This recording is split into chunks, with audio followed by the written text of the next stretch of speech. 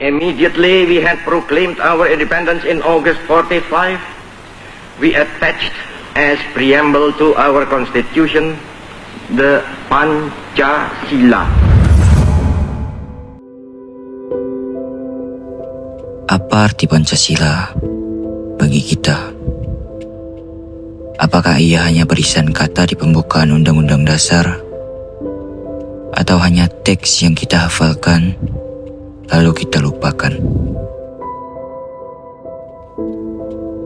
Atau Pancasila itu nafas persatuan yang membuat kita tetap berdiri sebagai bangsa. Nafas yang menyatukan kita meski berbeda agama, suku, dan bahasa.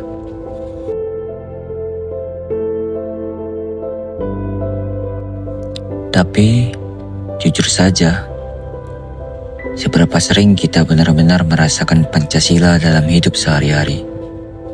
Apakah sila-sila itu hadir di pasar, di jalanan kota kita, atau hanya berhenti di ruang kelas dan pidato pejabat?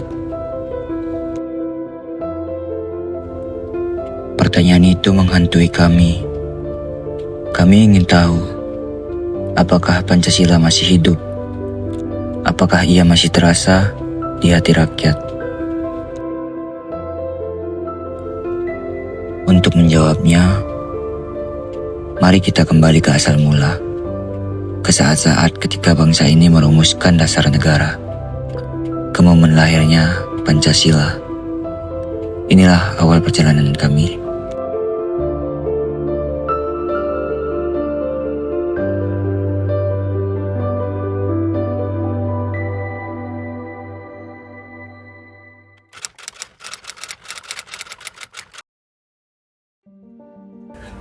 Sejarah Pancasila dimulai di tengah perjuangan bangsa Indonesia pada sidang BPUPKI tahun 1945.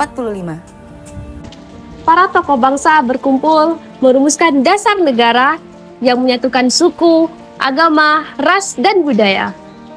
Soekarno, pada tanggal 1 Juni 1945, memperkenalkan konsep dasar negara yang akan kelak dikenal sebagai Pancasila. Pada Piagam Jakarta, pada tanggal 22 Juni 1945, menjadi tonggak penting perumusan sila-sila yang kita kenal pada masa sekarang.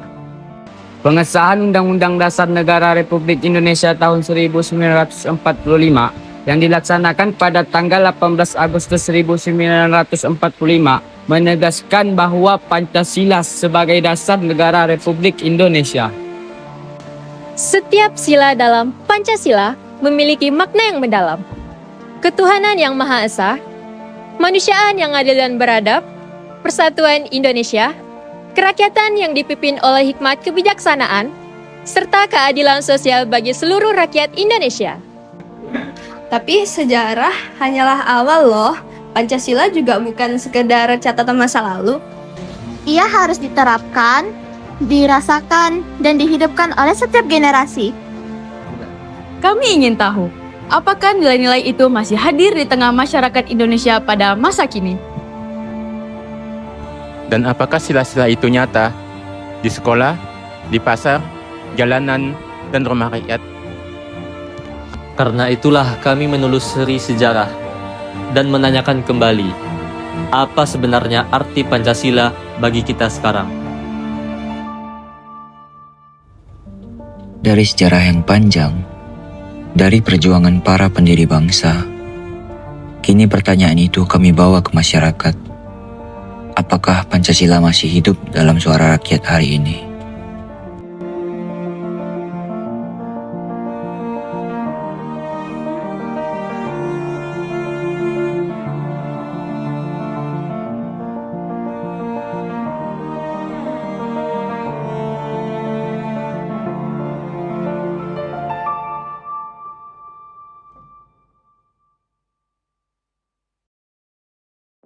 Kalau mau jujur ya agak enggak sih. Masing-masing orang udah mulai berpikir dirinya sendiri, lebih ke privasi ya. Berarti masing-masing menutup diri gitu ya? Sepertinya begitu. Kecuali memang di lokasi tertentu yang memang itu perumahan, nah itu masih ada mungkin. Oh, di pedesaan gitu, Pak? Bisa jadi ada Mas ya.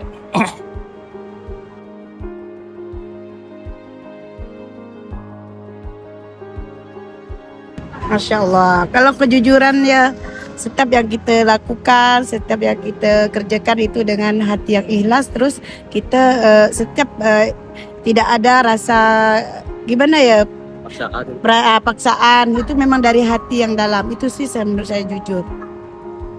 Kejujuran itu harus, karena itu modal utama untuk berhasil dan suksesnya suatu kerjaan. Kejujuran itu pasti harus. Mau di mana juga kan, dalam rumah tangga dengan suami harus jujur. Semuanya kita kasih tahu apa semuanya kan, misalnya kita kemana, nih Pak di sini. Nah kan jujur kan, coba. Kalau udah ini kan curiga, jadi timbul hal-hal yang di luar negatif. Nah gitu kan. Salah satu sekarang kan bisa video call, jujur. Nah susah kejujuran sekarang bisa di video call. Di mana? Nah gitu kan. Kalau dulu kan susah, bisa ngeles. Sekarang nggak bisa ngeles. Kalau disuruh video call, oke? Yeah. Terima kasih. Justru harusnya berangkat dari bangku kuliah atau sekolah ya, untuk menerapkan nilai keadilan sosial bagi seluruh rakyat Indonesia. Kalau diterapkan di perguruan tinggi, seperti apa contoh keadilan sosial? Berarti adil, dosen adil kepada mahasiswa dan mahasiswa adil kepada dosennya ya. Contoh, dosen meminta mahasiswa untuk tidak datang terlambat, untuk mengerjakan tugas tepat waktu, untuk melakukan presentasi sesuai dengan materi yang disampaikan.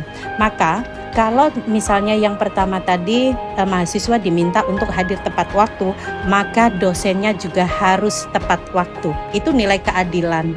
Jadi tidak boleh dosen sekadar menuntut. Nah, saya pikir itu kalau di perguruan tinggi. Kalau misalnya dari segi fakultas, berarti fakultas juga harus memberikan pelayanan yang terbaik, karena kita juga membayar mahasiswa ya.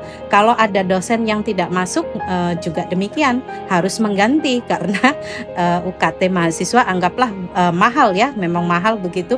Jadi pelayanan terhadap mahasiswa baik itu dari sarana dan prasarana, kemudian dalam proses pembelajaran, evaluasi harusnya diberikan secara maksimal, baik itu oleh dosen secara individu maupun secara fakultas. Ibu pikir sih seperti itu untuk penerapan nilai sila kelima keadilan sosial bagi seluruh rakyat Indonesia, jika itu harus diterapkan di perguruan tinggi.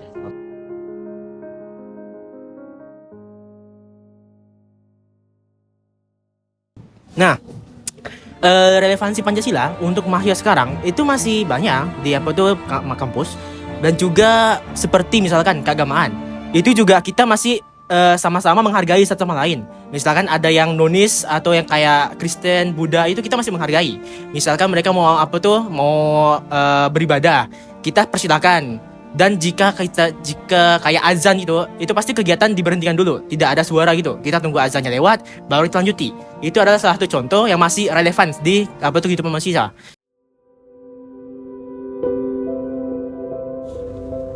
Empat suara berbeda, dari pasar, sekolah, kampus, hingga jalanan. Empat wajah sederhana, tapi semua bicara hal yang sama. Pancasila masih hidup. Ia hadir dalam gotong royong, dalam keadilan, dalam toleransi, dan dalam kejujuran. Pancasila bukan sekadar dasar negara. Ia ada di nafas rakyat, dalam kehidupan sehari-hari. Namun, pertanyaan terpentingnya adalah, apakah kita hanya melihat Pancasila, atau kita benar-benar menghidupinya? Jawaban itu akan menentukan masa depan bangsa kita.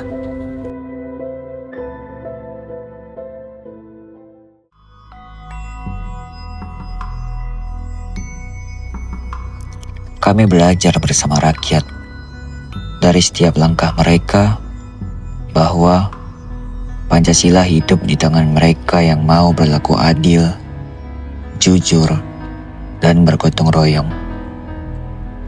Ia bukan hanya di buku, tapi dalam keseharian yang sederhana. Setiap tindakan kecil menolong tetangga, belajar bersama, menghargai perbedaan, dan berkata jujur adalah cara kita menghidupi Pancasila. Ia hadir di nafas rakyat, di denyut kehidupan sehari-hari.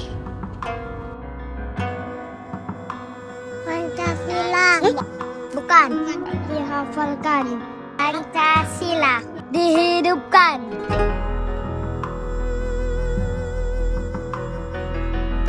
Kini, pertanyaannya kembali lagi kepada kita. Sebagai bangsa negara, sebagai rakyat Indonesia, sebagai penerus bangsa, sudahkah kita menghidupkan Pancasila hari ini dan setiap hari?